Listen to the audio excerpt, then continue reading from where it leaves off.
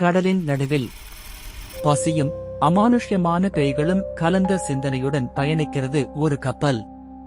இதுவே RMS queen மேரி. இது சாதாரண கப்பல் இல்லை. பேய்கள், மர்மங்கள், பயங்கரமான மரணங்கள், அமானுஷ்ய சக்திகள் எல்லாம் கலந்த வரலாற்று கப்பல். இது உலகத்திலேயே பேய்கள் அதிகம் உலாவும் இடமாக கருதப்படுகிறது. நான் பேசப் போகும் இந்த கதை வெறும் வரலாறாக இருக்காது. இது உண்மையில் நடந்த மர்மமான சம்பவங்களின் தொகுப்பு.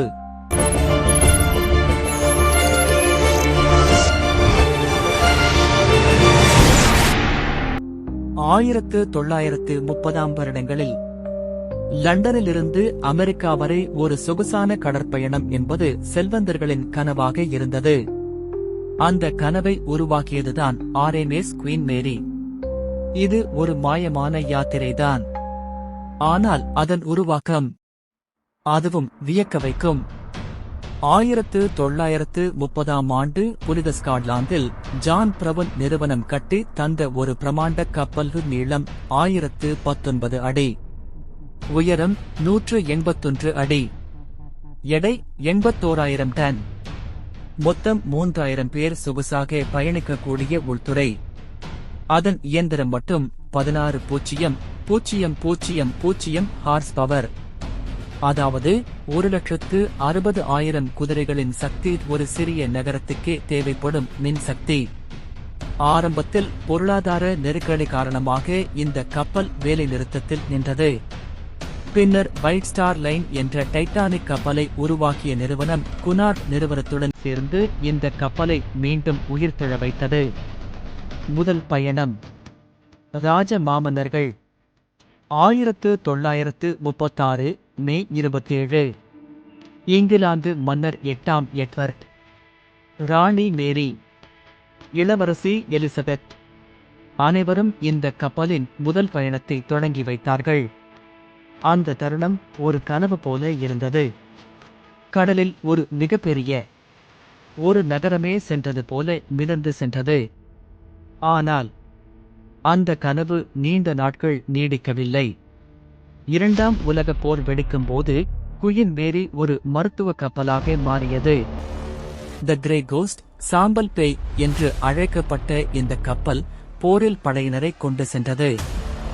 இந்த பயணங்களில் ஆயிரக்கணக்கான ஜெர்மன் மற்றும் இத்தாலிய கைதிகள் மருத்துவ வசதியின்றி உயிரிழந்தனர். சிலர் தற்கொலை செய்தனர், சிலர் கொல்லப்பட்டனர்.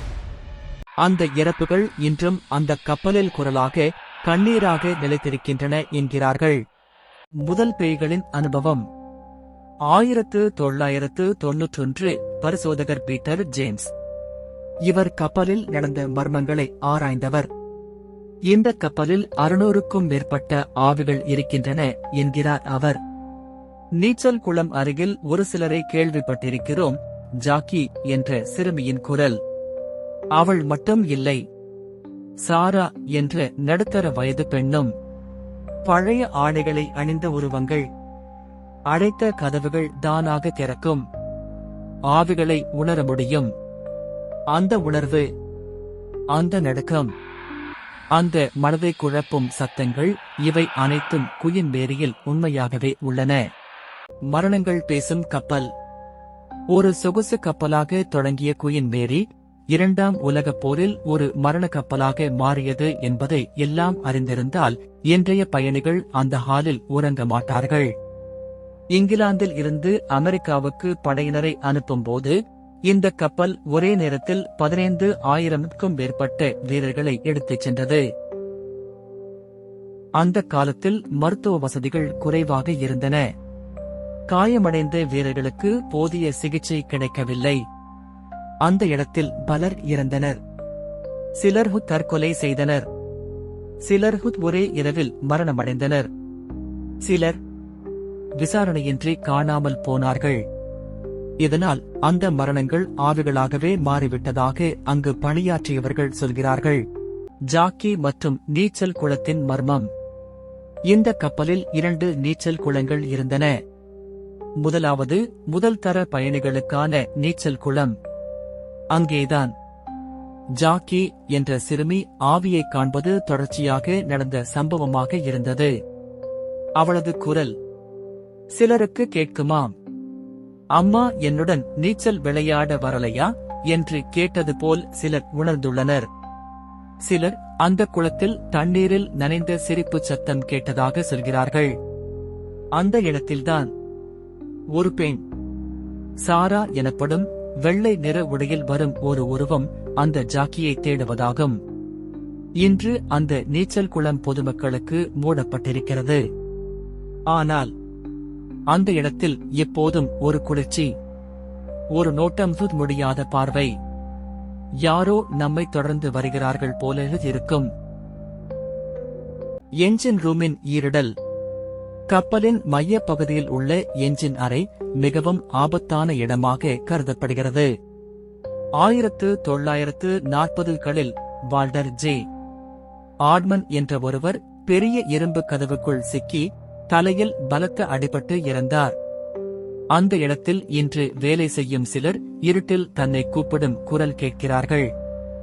ஒருவேளை என்னை காப்பாற்று என்று ஒரே மூச்சில் கூச்சலிடும் ஓசை. திடீரென விளக்குகள் அணைய ஒரு கருப்பு உருவம் அங்கிருந்து செல்வது போல் சிலர் கூறுகிறார்கள். 2ஆம் உலகப் போரில் ஏற்பட்ட ஒரு கொடூர மரணம் இன்றும் அந்த இடத்தில் நிழலாகவே வாழ்கிறது. யாரும் இல்லாத இடங்களில் யாரோ இருப்பது போலும். குயின் மேரி கப்பலின் சில இடங்கள் நம்மை தொடர்ந்து யாரோ நடந்து வந்தது போல உணர வைக்கும். கப்பலில் உள்ள பழங்கால அலுவலகங்கள் இப்போது பூட்டியதுதான். ஆனால் சில ஜன்னல்கள் தானாக திறந்து மூடிக்கொள்கின்றன. நல்ல நேரத்தில் பார்த்தால் அந்த ஜன்னலில் ஒரு முகம் தெரிந்துவிடும். ஒரு பச்சை நிழல், வெள்ளை சட்டை, சிவந்த கண்கள். அது யார் என்று கேட்கும் முன் அந்த உருவம் காணாமல் போய்விடும். மறுநாள் காலை அதே இடத்தில் ஒரு இரத்தக்கரை.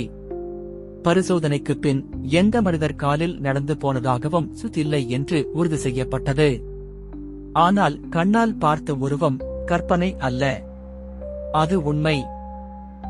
குயின் மேரி கப்பலில் மாஸ்டர் சூட் என்று அழைக்கப்படும் ஒரு அறை உள்ளது.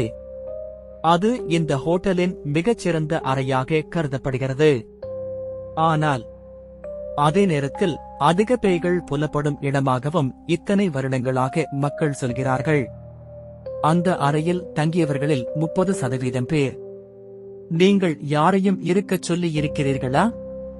இங்கே ஏன் இன்னொரு மனிதன் தூங்குகிறான் என்று ரிசப்ஷனை தொடர்பு கொண்டுள்ளனர். அந்த அறையில் ஒரு பெரிய கண்ணாடி உள்ளது. அதில் சிலர் தங்கள் பின் பக்கத்தில் ஒரு உருவம் சாய்ந்திருப்பது போல் பார்த்துள்ளனர். அவர்கள் திரும்பும் முன்னரே அது மறைந்து விடுகிறது. அந்த கண்ணாடி இன்று பலர் பார்க்க முடியாதபடி மறைக்கப்பட்டுள்ளது. பீட்டர் ஜேம்ஸ் பேய் ஆய்வாளர் கூறும் உண்மை. பீட்டர் ஜேம்ஸ் 1991 முதல் இந்த கப்பலில் ஆய்வு செய்து வருகிறார். 600 பேய்கள் இங்குதான் இருக்கின்றன என்கிறார் அவர். ஒரு நாளில் இரவு 2 மணி எனது கருவிகளை வைத்து என்ஜின் அறையில் பரிசோதனை செய்தேன். திடீரென்று ஒரு ஆண் குரல், நான் இங்கேயே இருக்கிறேன் என்று ஒரு மூச்சு ஒலி கேட்டது. அந்த குரல் சாதாரண குரல் இல்லை. நான் திரும்பி பார்த்தபோது ஒரு உருவம் சாம்பல் நிற உடையில் வழியாக நடந்து போனது. அது மின்னல் போல் நடந்தது. நான் அதற்கு பின்னால் ஓடினேன். ஆனால் அந்த இடம் முடிந்த இடம், நகர முடியாத ஒரு சுவர். அது எங்கே போனது? இந்த கப்பலில் பேய்கள் இருக்கிறதா? நிச்சயமாக இருக்கிறது. இவை மூட நம்பிக்கையா என்று கேட்கலாம். ஆனால் நீங்கள் அங்கு ஒரு நாள் தங்கினால் அந்த உணர்வு புரியும். ஆர்எம்எஸ் குயின் மேரி கப்பல் தனது கடல் பயணங்களை முடித்த பிறகு 1967ஆம் ஆண்டு ஓய்வு பெற்றது. அதன் பின்னர் 1967ஆம் ஆண்டு அமெரிக்காவின் கலிபோர்னியாவில் உள்ள லாங் பீச் நகரம் இதனை வாங்கியது. இதனை சுற்றுலா முகாமாக மாற்றும் பணிகள் தொடங்கப்பட்டன. பல மாதங்கள் திருத்தப் பணிகள் செய்யப்பட்ட பின் 1971ஆம் ஆண்டு கப்பல் ஒரு நிலைத்த ஹோட்டல், மியூசியம் மற்றும் சுற்றுலா இடமாக மறு உருவாக்கம் செய்யப்பட்டு பொதுமக்களுக்கு திறக்கப்பட்டது. உலகின் மிக அழகான மற்றும் வலிமையான கடற்படை பயணக் கப்பலாக இருந்தது RMS குயின் மேரி. ஆனால் இன்று அது ஒரு பயங்கரமான ஹோட்டல். மனிதர்கள் நிஜமாகவே அச்சத்துடன் தங்கும் ஒரு இடம். இது வெறும் ஒரு கப்பல் அல்ல, இது உயிர்களை எடுத்துக்கொண்ட கப்பல். திடீரென காணாமல் போன பயணிகள், இரவில் அழைக்கும் குழந்தை குரல்கள், மர்மமான நிழல்கள். சிலர் கூறுவது இது அனைத்தும் வியாபாரத்திற்காக செய்யப்படும் கற்பனைகள்தான். அந்த அனுபவங்கள் பகிரும் ஆடியோ வீடியோக்கள், அவை அனைத்தும் ஒரு திகில் உணர்வை ஏற்படுத்தும் வியாபார யுக்தியாக இருக்கலாம் என்று சிலர் கூறுகிறார்கள். ஆனால் அதே இடத்தில் 1990களிலிருந்து தொடர்ச்சியாக ஆய்வு செய்யும் விஞ்ஞானிகள், பேய் ஆராய்ச்சியாளர்கள், அவர்கள் சொல்வது இந்த இடத்தில் சகஜமாகவில்லாத சக்திகள் இருக்கின்றன என்று. பலர் ஒரே மாதிரியான அனுபவத்தை பகிர்கிறார்கள். பேய் இருக்கிறதா இல்லையா என்று நீங்களே முடிவு செய்யுங்கள். அரசியல், போர், மரணம், துக்கம், மகிழ்ச்சி, இதனை எல்லாம் சுமந்து இப்போது அமைதியாக நிற்கும் ஒரு கப்பல் குயின் மேரி.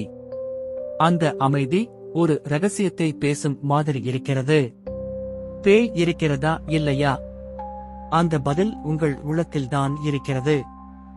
அந்த இடத்தில் ஒரு இரவு கழித்த பிறகு நீங்கள் என்ன சொல்ல விரும்புகிறீர்களோ அதுதான் உண்மை. இந்த வீடியோ உங்களுக்கு பிடித்திருந்தால் லைக் செய்யுங்கள், மறக்காமல் சப்ஸ்கிரைப் செய்யுங்கள். மேலும் இப்படி மர்மமான மற்றும் வரலாற்று மேலும் ஒரு வித்தியாசமான தகவலுடன் சந்திக்கலாம்.